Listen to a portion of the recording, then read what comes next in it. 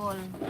Ayan. Because it's summer and it's so hot, it's El Nino in the Philippines. That's why we are making this DIY swimming pool so that we don't need to go somewhere. We don't need to pay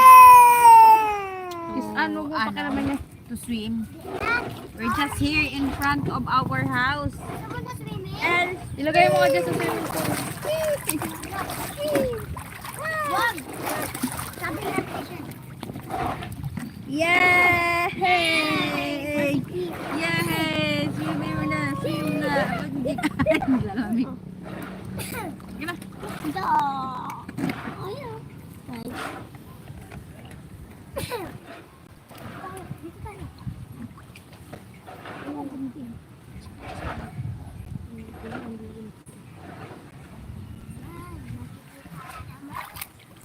I-chat mo si tita mo.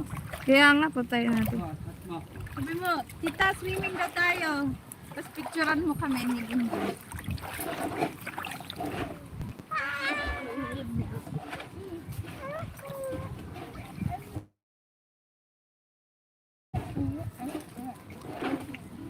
Oh, makikita mo na naman yung... Oh. Swim! Yay! Sayang lab, hubat Manila, tagkantaw lab.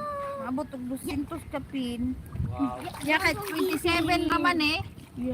Percent. Agad ang damit ni Bunjing pa t-shirt. Gawa ka ba ng ano? Saingan natin ba pagdali ko tayo ba?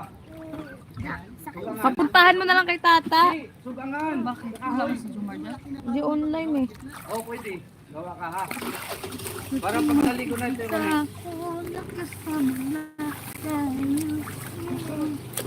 Oh, sana oh. Wala na, umalis na. Pero bumabalik sila. Tutuan mo rin. No. Kabalulod ulit yung bata. Ano yun? Nakita naman yung oras. Gusto, oh, tabi tayo.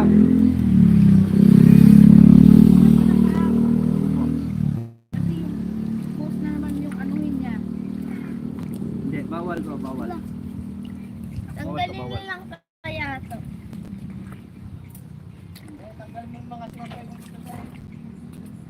Tabi tayo, tabi. Yes! Sarap. Hindi yan. Yan lang yan. Oh, di ba? Sakay! Yay! Yay! Malalim na lang. Lalim na. No? Tingin dyan! Tingin dyan! Wow! Teacher Bunjing! Swimming! Swimming si Bunjing!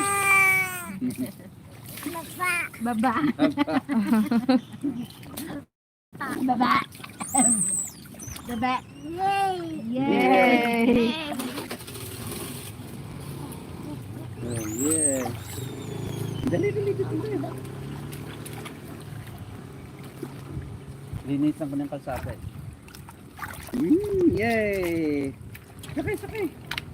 Tandang. Wah.